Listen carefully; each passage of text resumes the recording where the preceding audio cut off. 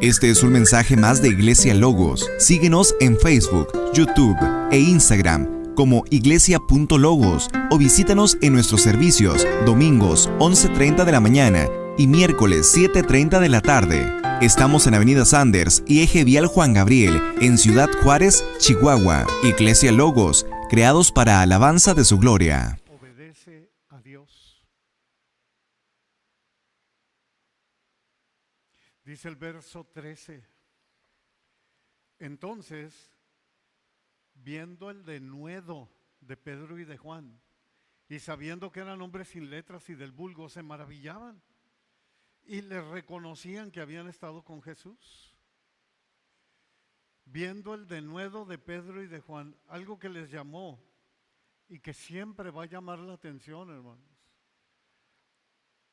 Aunque lo veamos o no a nuestro alrededor, es cuando demostramos que somos hombres y mujeres de Dios, que somos genuinos,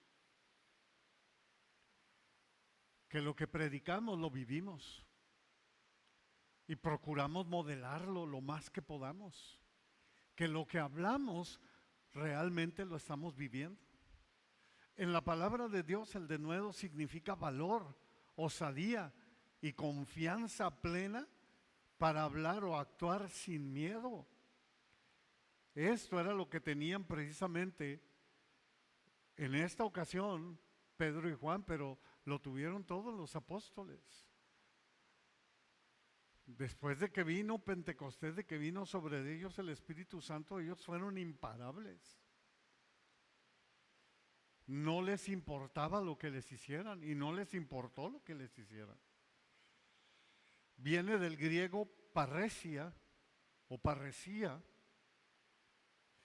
que describe la firmeza para anunciar el mensaje de Dios con libertad y sin temor a las consecuencias.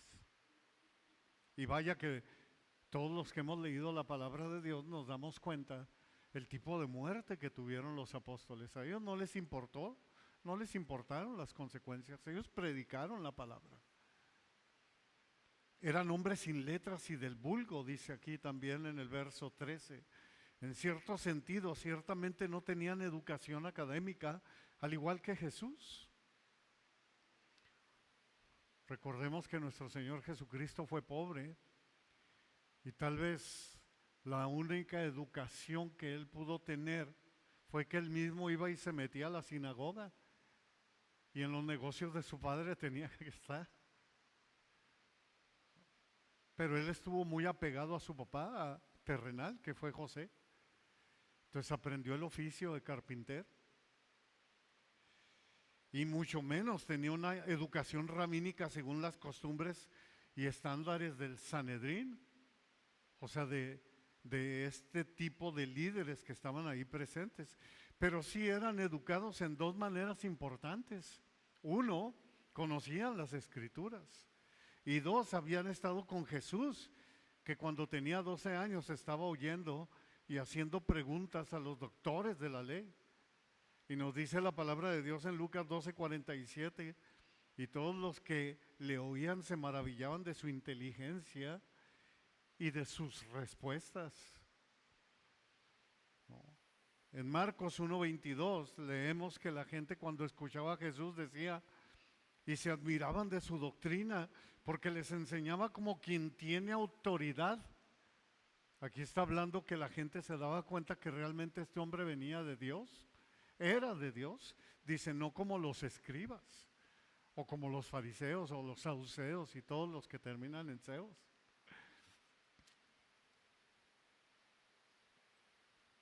Entonces ellos habían estado con Jesús, y por eso es que estas personas se admiraban. Ellos sabían que no podían debatir con Jesús, teológicamente hablando. Esto nos enseña que es erróneo pensar que solo puede ser un ministro o pastor el que tiene una educación académica.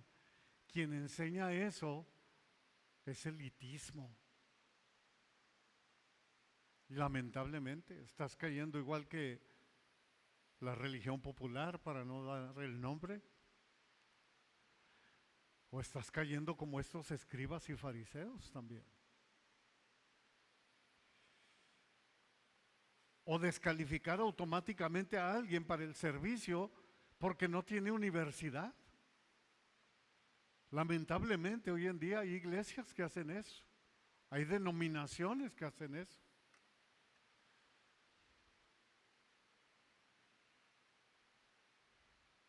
Cuando lo ideal es conocer, estudiar, escudriñar la palabra de Dios.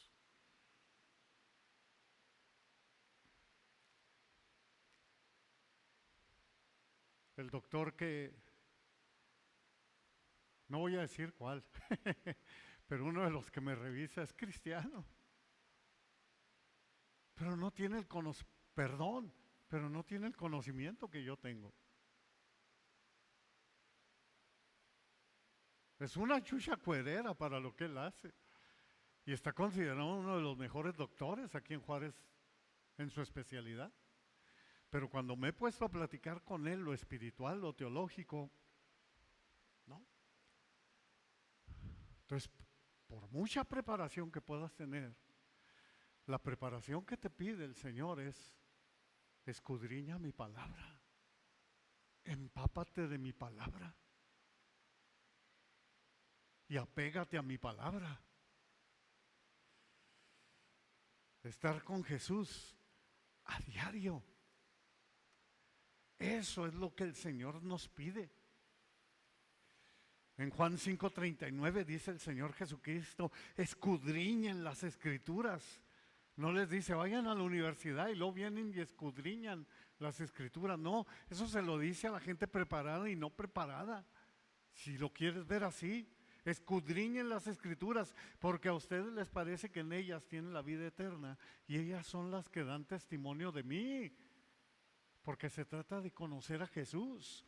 A través de toda la palabra de Dios vemos que ese es el mensaje del Espíritu Santo para el creyente letrado o no letrado. La religión popular, si de eso se tratara, pues sería la verdadera, porque sus sacerdotes, si ven muy feo les voy a decir sacerditos mejor. No, sus sacerdotes saben de 3, 4 hasta 5 idiomas. Imagínense todos los idiomas que va a hablar el Papa y de todos los temas que trata el Papa con los grandes mandatarios del mundo. Si eso fuera, ¿qué estamos haciendo aquí?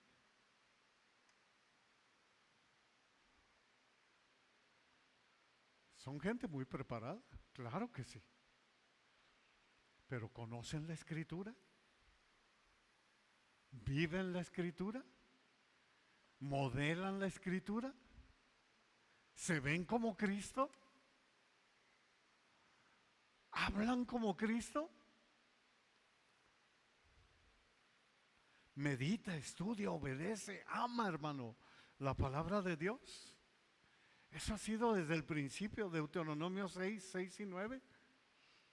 Dice la palabra de Dios: y estas palabras que yo te mando hoy estarán sobre tu corazón y las repartirás a tus hijos y las hablarás de ellas estando en tu casa y andando por el camino y al acostarte y cuando te levantes, y las atarás como una señal en tu mano y estarán como frontales en tus ojos y las escribirás en los postes de tu corazón y en tus puertas. Ahora, no malinterpretes, yo no estoy diciendo que no estudie, no estudia. Pero hay gente que está más preocupada que su hijo estudie o su hija estudie, a que conozca a Cristo. Y si vas a tener un erudito en lo que haga, tal vez un arquitecto, tal vez un ingeniero, un abogado. A lo mejor gana el mundo entero, pero al final pierde su alma. Y de eso está plagado el infierno. Así como nos preocupamos por esas personas, preocúpate porque conozcan a Cristo y vivan una vida eterna para Cristo. De la palabra de Dios es de lo que tenemos que saturarnos. Josué 1:8: nunca se apartará de tu boca este libro de la ley, sino que de día y de noche meditarás en él, para que guardes y hagas conforme a todo lo que en él está escrito, porque entonces harás prosperar tu camino y todo te saldrá bien. Los de Berea, dice la palabra en Hechos 17:11 y más adelante, si Dios nos lo permite, meses más adelante lo vamos a ver, escudriñaban cada día las escrituras para ver si era cierto lo que les decían. Estaban empapados de la palabra. Segunda de Timoteo 2:15, Pablo le escribe, inspirado por el Espíritu Santo, al pastor Timoteo, al joven pastor Timoteo, discípulo de Pablo: procura con diligencia presentarte a Dios aprobado, como obrero que no tiene de qué avergonzarse, que usa ¿qué? Bien la palabra de verdad. Y así nos podemos ir. Nuestro Señor Jesucristo dijo en Juan 14, 23 y 24, el que me ama, mi palabra guardará, y mi Padre le amará, y vendremos a Él, y haremos morada con Él. El que no me ama no guarda mis palabras, y la palabra que han oído no es mía, sino del Padre que me envió. Ahora, esto es fascinante, porque esto es lo que ocurrió a través de los siglos. Es lo que nosotros leemos en la palabra. Con estos textos el Señor nos anima a investigar, estudiar, obedecer, a amar su palabra para conocer la voluntad de Dios, la verdad divina, hermanos. Estamos hablando de la palabra de Dios. Eso es lo que al Señor nos pide, estudiar su palabra. Estudiemos, obedezcamos, amemos la palabra de Dios, caminemos con Dios todos los días, para que también se diga de ti y de mí, como les dijeron a Pedro y a Juan, y se maravillaban o se maravillan y reconocen que hemos estado con Jesús, que le pertenecemos a Él. Por ejemplo, escudriñar la palabra es relacionarse con Dios, es platicar con Dios a diario, es caminar con Dios, y por consecuencia somos obedientes a Dios, a su palabra. Por eso es bien importante leer la palabra, saturarnos de su palabra. Me llama la atención porque Enoc vivió 365 años y comenzó a caminar con Dios a los 65 años, cuando nació precisamente su hijo Matusalén. Caminó fielmente junto a Dios durante 300 años. No experimentó la muerte física. La Biblia dice que desapareció porque Dios se lo llevó. Génesis 5, 21 al 24. Enoc, antes de ser arrebatado, dice la palabra que tuvo testimonio de haber agradado a Dios. ¿Te fijas? Hebreos 11:5. Noé, dice, varón justo, era perfecto en sus generaciones. Y luego nos dice algo en Génesis 6:9. Con Dios caminó Noé. Estaban relacionados con Dios. A eso se refiere caminar. Todos los días platicaban con Dios. Dios es su delicia, es su palabra. No puedes vivir sin Él. Noé hizo conforme a todo lo que Dios le mandó, dice Génesis 6:22. Ahí está, obediente al Señor. Dios le pidió a Abraham dejar su tierra y su familia para ir a un lugar que le mostraría, Génesis 12:1. La frase anda delante de mí indica una vida de obediencia continua, confianza y una relación cercana e íntima con Dios. Y nos dice la palabra que también describe esta estrecha amistad en Santiago 2:23, dice que nos recuerda que Abraham creyó a Dios y fue llamado amigo de Dios. Se les reconocía que habían estado con Dios, como Pedro y Juan. No tenían letras, estos son del vulgo, pero ¿sabes qué? Como hablan, estuvieron con Jesús. Y así lo vemos en estos hombres siervos de Dios. La misma palabra nos dice que Dios hablaba con Moisés cara a cara, como quien habla con un amigo. ¡Qué maravilla! ¿Por qué? Porque Moisés era manso.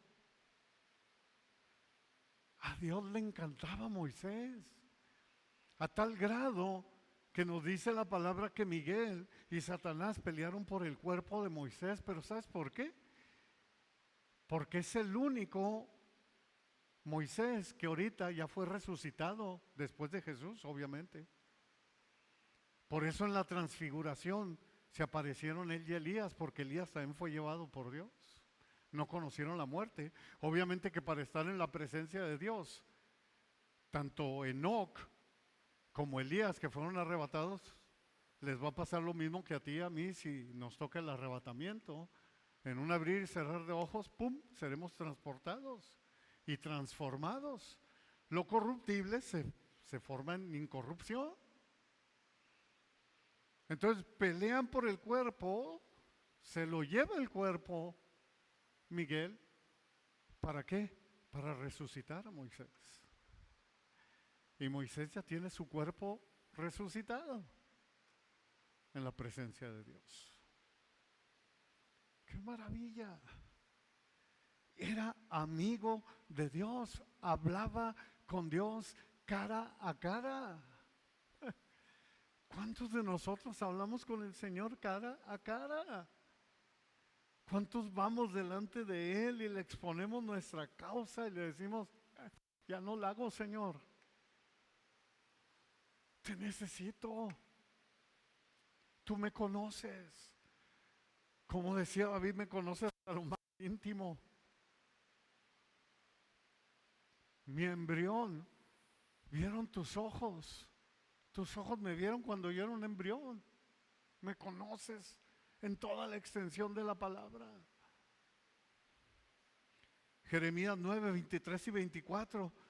Así dijo Yahvé: no se alabe el sabio en su sabiduría, ni en su valentía se alabe el valiente, ni el rico se alabe en sus riquezas, mas alábese en esto el que se hubiere de alabar, en entenderme y conocerme, que yo soy Yahvé, que hago misericordia, juicio y justicia en la tierra, porque estas cosas quiero, dice el Señor. Que se maravillen, hermano, de ver que hemos estado con Jesús. Cuando ya no puedas más, y aún cuando puedas, ve delante del Señor y dile: gracias, Señor, por este gozo que traigo. Gracias, Señor, porque me has sustentado un día más.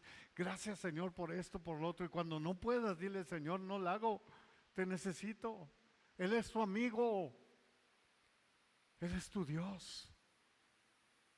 Él es tu todo. Y un día lo veremos cara a cara. Cuando se acerque a ti, al escucharlo, vas a saber quién es.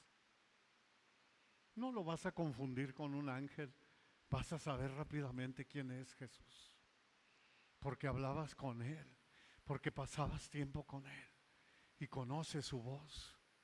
Mis ovejas oyen mi voz y me siguen. ¡Qué bendición! Verso 14, obedece a Dios, hermano, obedece a Dios. Y viendo el hombre que había sido sanado, que estaba en pie con ellos, no podían decir nada en contra. Ese fue un verdadero milagro. Examinado por escépticos y comprobado como un verdadero milagro. Por eso leemos que no podían decir nada. Y continúa la narrativa de Lucas, versos 15 y 16. Entonces les ordenaron que salieran del concilio y conferenciaban entre sí. Esta película ya la hemos visto, ¿verdad?, en los evangelios con nuestro Señor Jesús.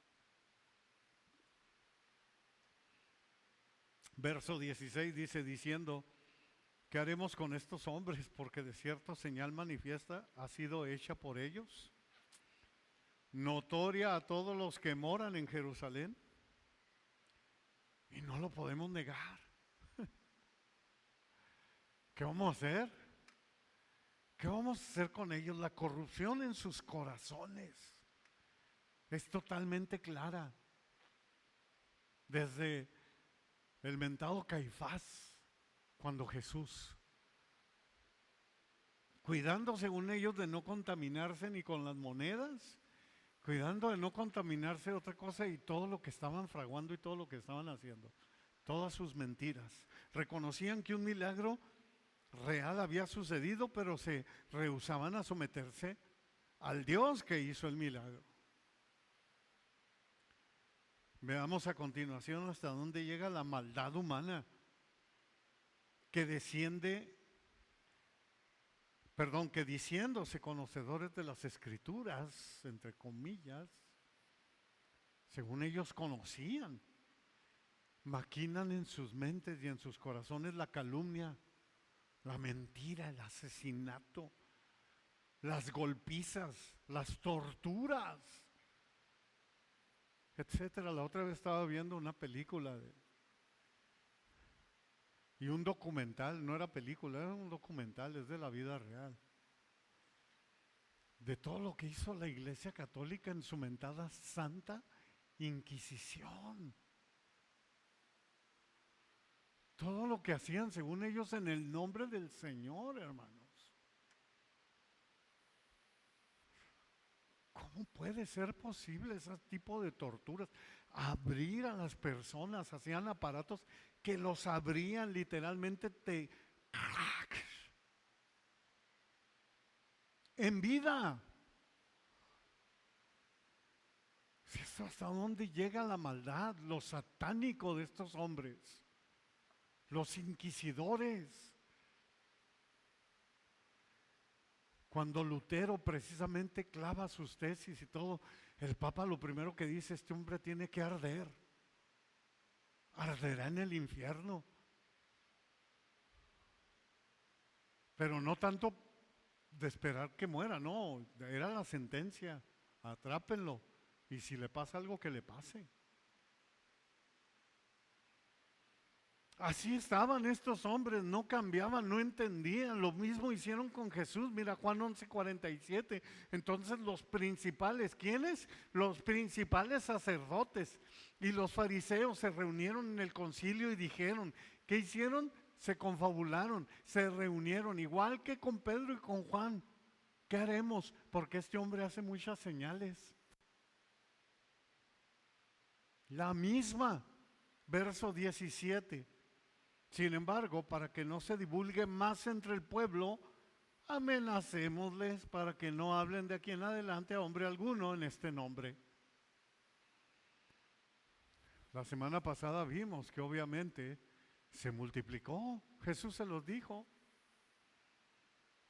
Porque Jesús sabía que lo iban a matar, él iba a poner su vida. Y el grano iba a caer en la tierra y se iba a multiplicar. Y estaba profetizado. Para que no se divulgue más entre el pueblo. Su temor a la predicación del Evangelio de Jesús se basaba en su propio interés pecaminoso. No lo estaban haciendo por proteger al pueblo, hermanos. Estaban protegiendo sus propios intereses.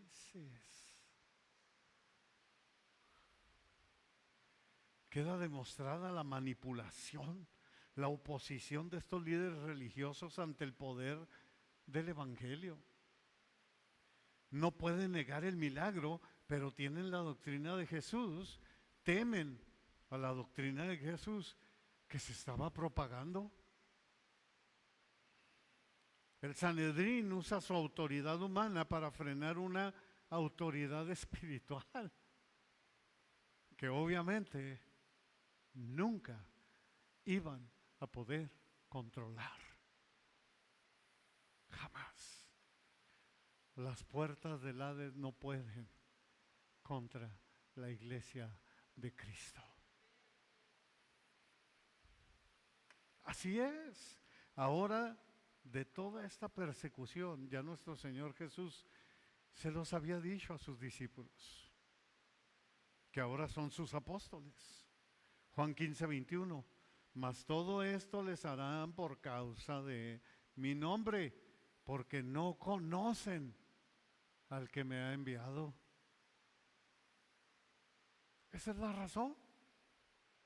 Intentan agregar todas estas cosas, estas manipulaciones, para apagar el nombre de Jesús por sus propias fuerzas, a como dé lugar. Era un abuso de autoridad en toda la extensión de la palabra. Aunque dicen conocer las Escrituras, es obvio que no conocían al Señor de las Escrituras. He ahí la diferencia. Mira lo que siguieron haciendo, verso 18. Y llamándolos, les intimidaron que en ninguna manera hablaran ni enseñaran en el nombre de Jesús. Llamándolos, los intimidaron. No nos dice de qué manera, pues ya te puedes imaginar cómo funciona el mundo.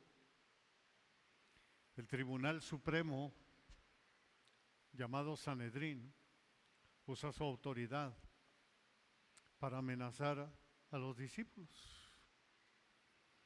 Este versículo muestra el conflicto entre el poder humano y la ley de Dios, revelando el intento fallido de silenciar el Evangelio mediante la intimidación. En ninguna manera hablarán ni enseñarán en el nombre de Jesús. Eso es lo que les están diciendo. Les prohíben por completo mencionar el nombre de Jesús. Estos líderes religiosos querían frenar a como dé lugar todo lo relacionado con nuestro Señor Jesucristo. Porque según ellos era una amenaza. ¿Para quién? Para ellos. Para ellos, no para el pueblo, no para nadie. Imagínate, es una amenaza para ti y para mí, no, es una bendición. Lamentablemente la gente que no le conoce también se siente amenazada por Jesús. Verso 19, mas Pedro y Juan respondieron diciéndoles, juzguen si es justo delante de Dios obedecer a ustedes antes que a Dios. Obviamente obedece a Dios. Solo existe una manera de desobedecer a las autoridades como cristianos.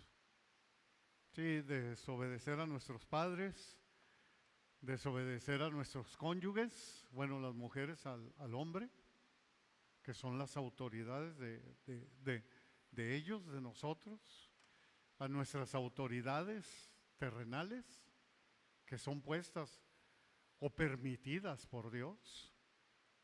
Solo existe una manera, y es cuando esas autoridades nos piden desobedecer a Dios y a su palabra.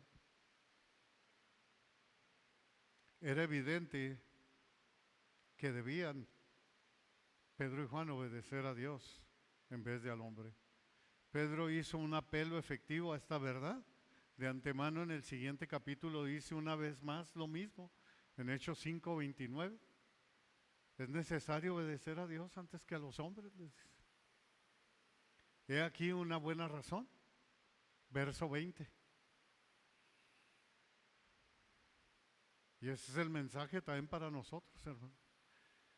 Porque no podemos dejar de decir lo que hemos visto y oído. Pedro y Juan tienen que hablar de lo que habían visto y oído.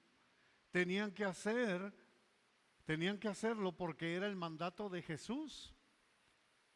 Vayan por todo el mundo Ir por todo el mundo y predicar el evangelio a toda criatura. En Hechos 1:8 dice, pero recibirán poder cuando haya venido sobre ustedes el Espíritu Santo y me serán testigos en Jerusalén, en toda Judea, en Samaria, hasta lo último de la tierra. Viene el poder del Espíritu Santo para que prediquen la palabra, para que vayan y hablen de la palabra. Lo que han visto y oído, ellos no originaron este mensaje, simplemente lo transmitieron como testigos confiables de lo que habían visto y oído. El apóstol Juan, el doctor Lucas y el mismo apóstol Pedro lo dejan plasmado en varias ocasiones, siendo impulsados por el Espíritu Santo. Les leo así rápidamente, va a aparecer ahí Lucas 1:2, tal como nos enseñaron, dice, los que desde el principio lo vieron con sus ojos y fueron ministros de la palabra. El apóstol Juan en su primera carta, capítulo 1, versos 1 al 3, dice, lo que era desde el principio, lo que hemos oído, lo que hemos visto con nuestros ojos, lo que hemos contemplado y palparon nuestras manos, tocante al verbo de vida, porque la vida fue manifestada y la hemos visto y testificamos. Y les anunciamos la vida eterna, la cual estaba con el Padre y se nos manifestó. Verso 3 dice, lo que hemos visto y oído, eso les anunciamos, para que también ustedes tengan comunión con nosotros. Y nuestra comunión verdaderamente es con el Padre y con su Hijo Jesucristo. Segunda de Pedro 1:16, porque no les hemos dado a conocer el poder y la venida de nuestro Señor Jesucristo, siguiendo fábulas artificiosas, dice Pedro, sino como habiendo visto con nuestros propios ojos su majestad. El sello o la característica de un verdadero cristiano es no dejar de decir lo que ha visto, oído, tocante al verbo de vida, tocante a Jesús. Por eso es lo importante de congregarnos, hermanos, de aprender la palabra. Eso es lo importante, hermanas, de que vayan y se junten y escudriñen la palabra y den sus puntos de vista y crezcan juntas. Mira, es que yo pienso que esto, yo creo que pasó esto. Y se van alimentando y se va enriqueciendo aquel texto.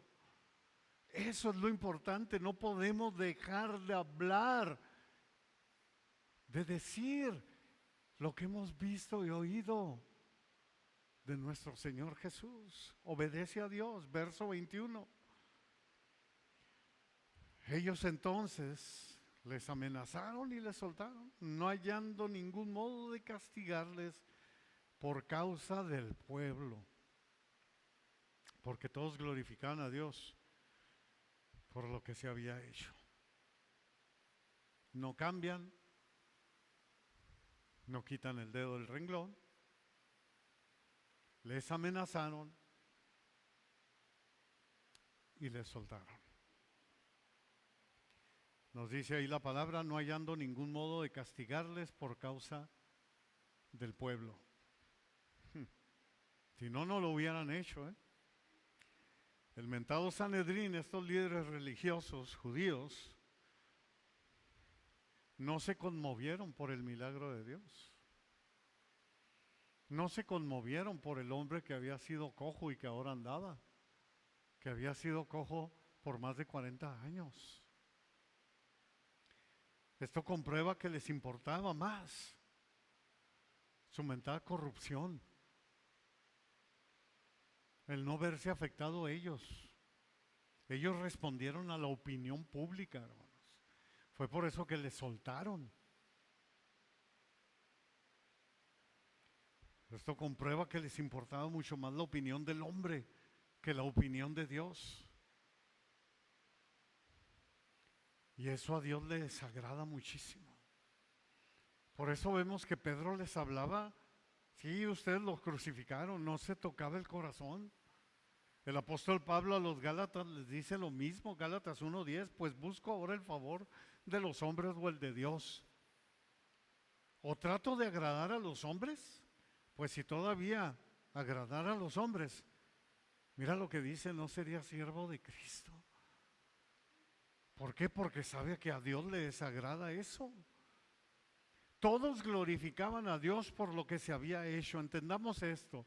Y esto es maravilloso. La sanidad del hombre cojo en la puerta llamada La Hermosa muestra el propósito de los milagros realizados siempre donde quiera que sea. Ya sea una campaña, ya sea en una iglesia, ya sea donde quieras.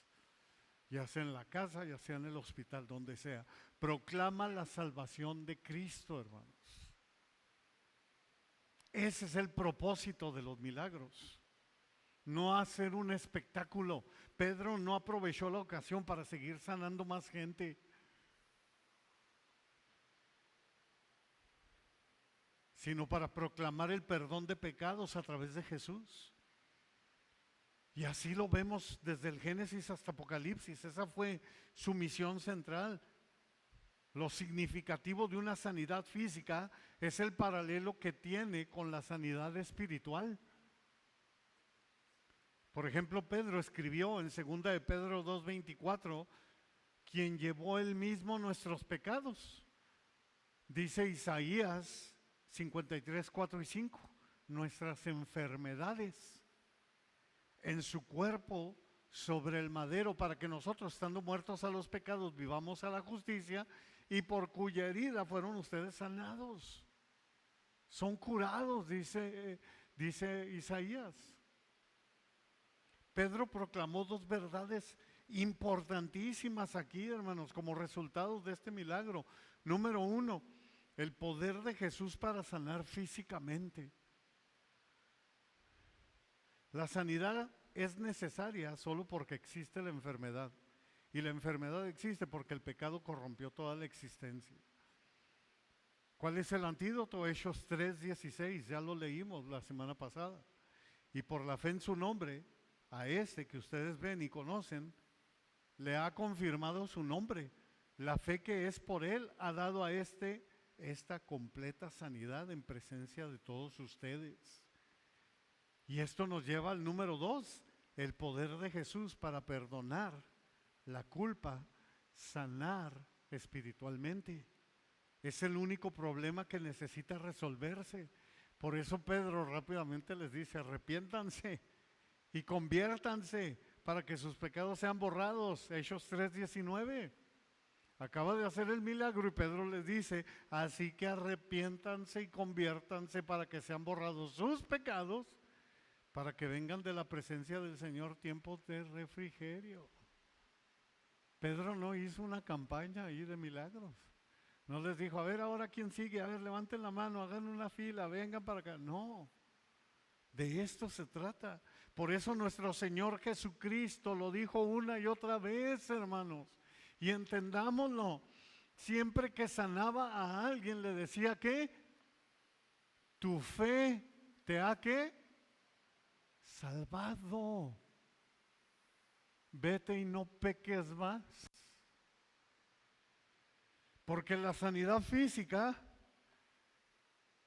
te lleva a la sanidad espiritual, a la salvación. Por eso cuando a mí me han pedido que vaya y ore por alguien, le digo, ok, voy a llegar, voy a orar por ti, yo sé que Dios te puede sanar, yo sé que Dios te puede levantar, pero ¿qué de ti con Dios? ¿Has entregado tu vida al Señor? ¿Le has dicho, Señor, yo quiero que tú seas mi Señor? Que tú seas mi Salvador, porque de eso se trata. Y a veces el Señor se glorifica en la persona y hace un milagro, pero de eso se trata, de la salvación. Hay unos que en cuanto reciben el milagro, ahí te ves y no los vuelves a ver.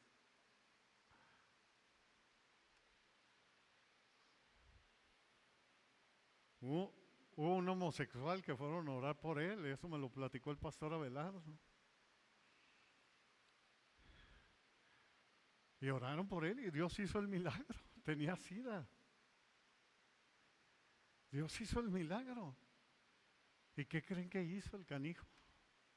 Y al poquito tiempo volvió a lo mismo. Y después de unos años volvió a lo mismo, cayó otra vez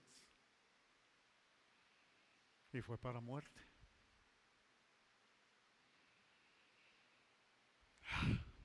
El tema de la salvación como resultado de la fe en su nombre se retoma cuando Pedro declara en Hechos 4:12, en ningún otro hay salvación, porque no hay otro nombre bajo el cielo dado a los hombres en el que podamos ser salvos. O como escribiera el profeta Isaías 43:25, yo soy el que borro tus rebeliones por amor a mí mismo y no me acordaré de tus pecados. Qué bendición, hermanos. Cuando nos rendimos al Señor, imagínate, Él borra todo nuestro pecado y no se acuerda de Él. Qué maravilla cuando se comprende el propósito principal de los milagros, se entiende la sanidad física y la sanidad espiritual entrelazadas en toda la bendita palabra de Dios. Si el Señor decide sanarte de alguna dolencia, eso es una gran bendición y se valora como tal. Pero si el Señor decide no hacerlo y sostenerte por medio de su gracia, eso también es una gran bendición. Amén. Amén. Dios es digno de ser alabado, independientemente de cómo el hombre. Por eso es que leemos que todos glorificaban a Dios por lo que se había hecho. O como le dijo el Señor a Pablo, bástate mi gracia, porque mi poder se perfecciona en tu debilidad. Bástate mi salvación. ¿Y a quién se lo dijo, hermanos? Al apóstol Pablo. ¿Por qué no lo sanó? No sabemos. Pablo dice que para que no se enalteciera en gran manera.